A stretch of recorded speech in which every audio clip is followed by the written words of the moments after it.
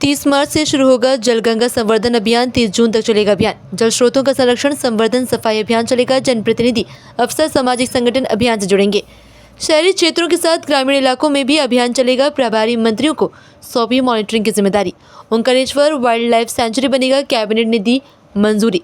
अविरल निर्मल नर्मदा योजना के लिए 124 करोड़ रुपए की मंजूरी। अगले 7 साल चलेगी योजना। 12 मंडल में होगा पौधारोपण। भोपाल के गांव झागरिया में केंद्रीय स्वास्थ्य विभाग के एनसीडीसी के लिए 4 हेक्टेयर जमीन आरक्षित करने को कैबिनेट ने दी मंजूरी। तोर का समर्थन मूल्य 7,650 रुपये प्रति क्विंटल निर्धारित। 1.27 मीट्रिक टन खरीदने का लक्ष्य। घुमंतु और अर्ध घुमंतु परिवारों को चिन्हित कर पंजीयन करेगी सरकार। परिवारों का डाटा हासिल करने के लिए सर्वे करेगी सरकार। सर्वे रिपोर्ट के आधार पर रोजगार और मुख्य कार्यक्रम चलाए जाएंगे। इंदौर पीथमपुर औद्योगिक क्षेत्रों के लिए भूमि अधिग्रहण प्रस्ताव को मंजूरी। इंदौर के 9 और पीथमपुर के 8 गांव की भूमि का कुल रकबा लगभग 1,290 हेक्टेयर अधिग्रहित होगा। कैबिनेट बैठक में पहले मुख्यमंत्री ने मंत्रियों को दिया निर्देश। बजट उपयोग को लेकर मंत्री विभाग की बैठक करें। समुचित उपयोग विभाग खरा उतरे। मुख्यमंत्री ने अनुपूरक बजट का 31 मार्च तक उपयोग करने के निर्देश दिए हैं। मैं पुराने जल स्रोतों का संरक्षण, पुनर्जीवन का कार्य, जलाशयों की सफाई, पौधारोपण कार्य, छोटी नदियों, तालाबों, स्टॉप डैम आदि में जल संरचनाओं का संरक्षण, पुनर्निर्माण किया जाएगा और इसमें सबकी भूमिका हो। जनप्रतिनिधि हैं, सोशल एक्टिविस्ट हैं, हमारे अधिकारी कर्मचारीगण हैं। तो छुट्टियों का समय होगा तो नौजवान भी इसमें सहभागिता करे, इसके लिए, इसकी तैयारी के लिए स्पष्ट निर्देश हमारे हैं। इसका अलग अलग है, ग्रामीण क्षेत्रों में भी इस अभियान को चलाना है और लगभग इस अभियान में पिछले वर्ष इस अभियान में 1,000 करोड़ रुपए से अधिक की लागत से 38,000 से अधिक नए कार्यों का क्रियान्वयन किया गया था। इसके अलावा 302 करोड़ की राशि की लागत से हम 21,570 जीर्णोद्धार के कार्य किए गए थे और काफी इसका एक बहुत अच्छे परिणाम पिछले साल निकल के आए थे। इस अभियान में पंचायत ग्रामीण विकास विभाग, नगरीय विकास विभाग, जल संसाधन, नर्मदा घाटी, किसान कल्याण, अनेक विभागों की इसमें सहभागिता रहती है। जल गंगा संवर्धन अभियान विभागीय स्तर पर तथा प्रभार के जिलों में प्रभारी मंत्रियों से अपेक्षा की है कि सतत उसकी समीक्षा करें, शामिल हों और लोगों के लिए शामिल होने के लिए प्रेरित भी करें। एक बड़ा विषय गेहूं उपार्जन का आया है कि प्रदेश में अब तक 10,20,000 किसानों ने पंजीयन कराया। मुझे लगता है ये बड़ी संख्या हमारी और पंजीयन की प्रक्रिया 31 मार्च तक चलेगी। 15 मार्च से हमने गेहूं उपार्जन का काम चालू कर दिया। लगभग 2691 उपार्जन केंद्र स्थापित किए गए हैं प्रदेश में।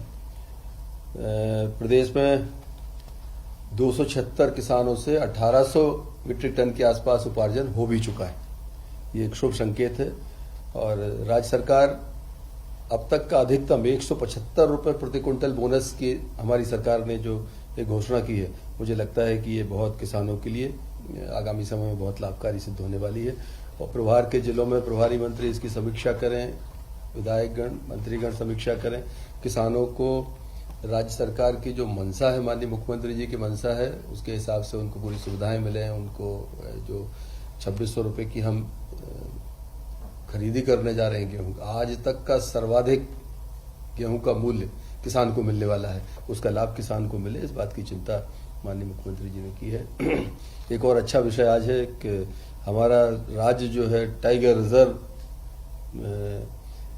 में एक नवा टाइगर रिजर्व अधिसूचित किया गया है। ओंकारेश्वर वाइल्ड लाइफ सेंचुरी की स्वीकृति प्रदान की गई है।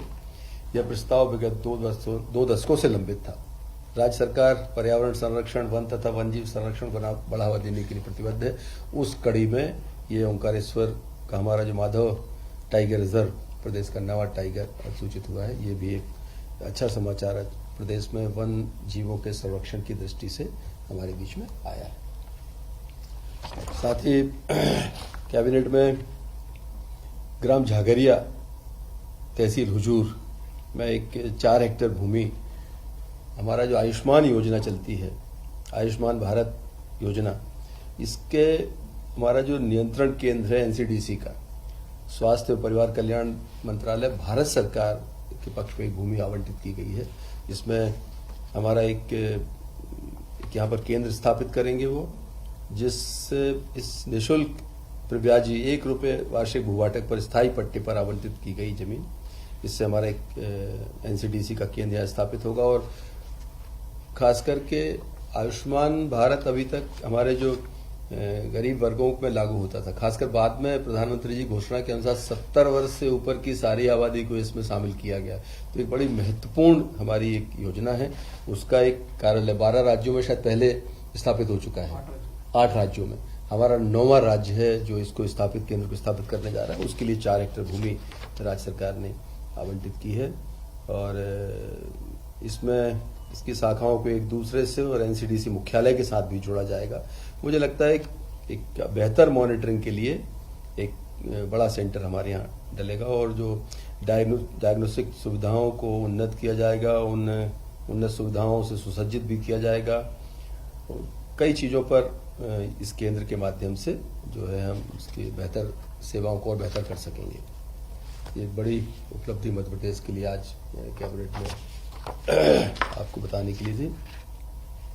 और अविरल निर्मल नर्मदा, ये बड़ा एक सरकार का संकल्प भी है और नर्मदा समग्र को लेके माननीय मुख्यमंत्री जी की बड़ी एक हमेशा उनका रहता है उनके मन में कि हमारा जो नदियां हैं, धार्मिक स्थान हैं, जो हमारी एक संस्कृति को संरक्षित और संधारित करने की उनकी जो एक मंशा है, उसमें एक आज एक मील का पत्थर साबित होने वाला है कि वन विभाग के माध्यम से एक अविरल नर्मदा, निर्मल नर्मदा कैंपा फंड के माध्यम से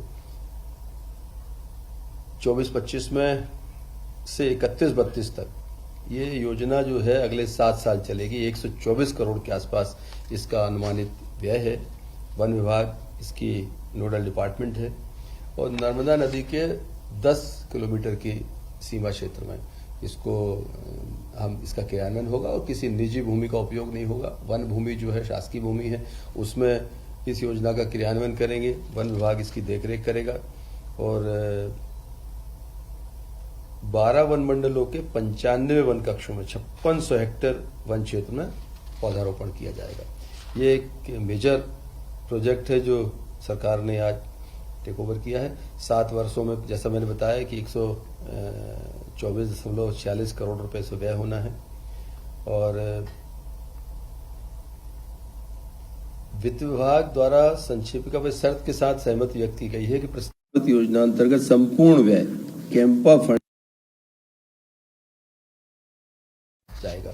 और मुझे लगता है इससे जो हमारी एक मंशा है कि एक अविरल निर्मल नर्मदा का जो एक सपना प्रदेश के वासियों ने, देशवासियों ने देखा है, उस सपने को साकार करने में ये एक महत्वपूर्ण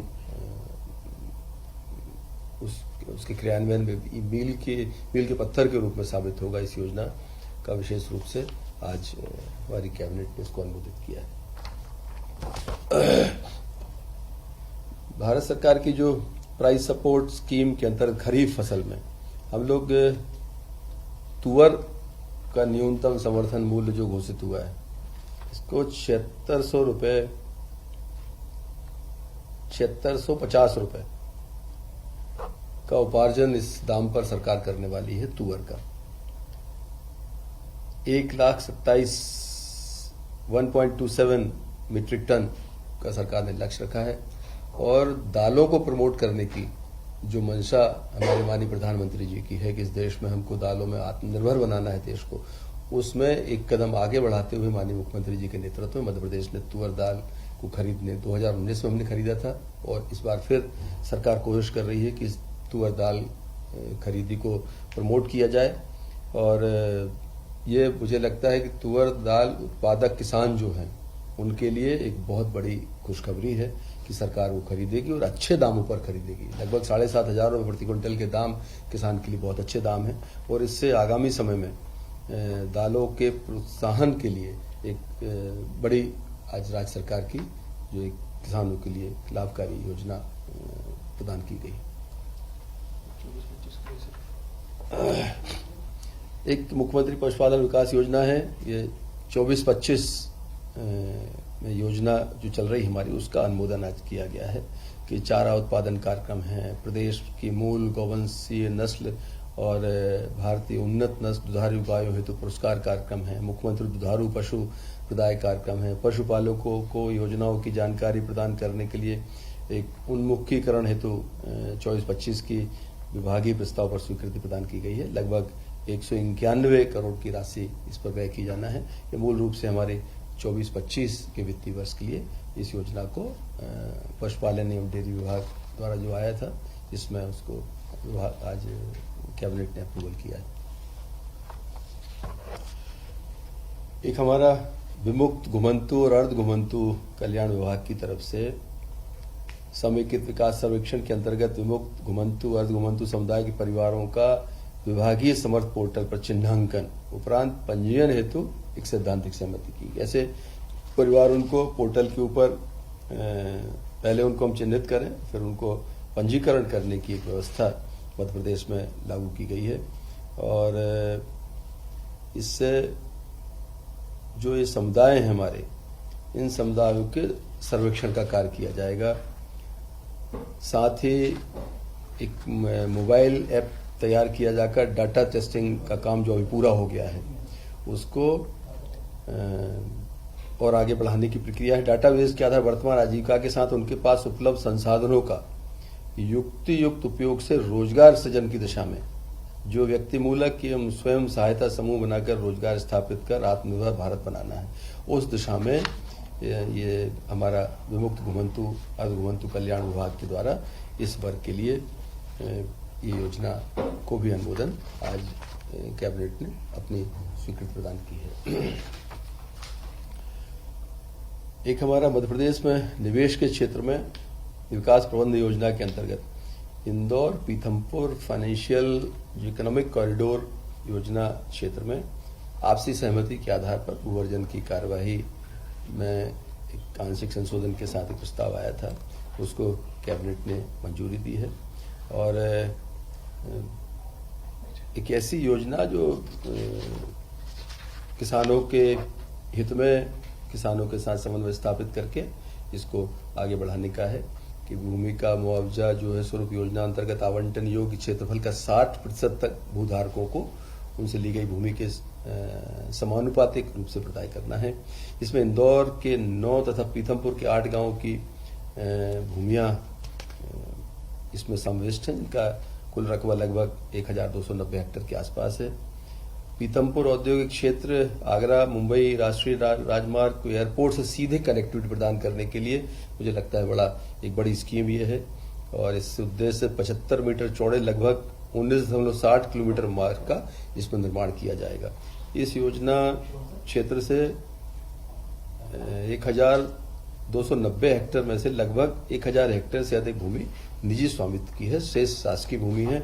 और इससे पीथमपुर इंदौर और एयरपोर्ट की कनेक्टिविटी तो नजदीक होगी, इसकी दूरी भी घटेगी और किसानों के लिए एक रोजगार पर एक ऑफर उनके पास रहेगा और साथ ही उस क्षेत्र के विकास में इसका बड़ा एक महत्वपूर्ण योगदान रहेगा।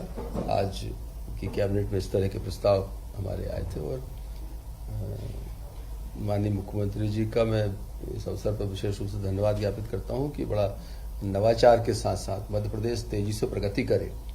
मध्य प्रदेश जो मोदी जी का एक सपना विकसित भारत का है, उसमें मध्य प्रदेश का अपना योगदान रहे, उसके लिए लगातार वो कृतसंकल्पित होकर काम कर रहे हैं और पूरी मंत्री परिषद का सहयोग लेकर बड़े निर्णय इस राज्य में हुए हैं। मैं उनके प्रति धन्यवाद ज्ञापित करता हूँ।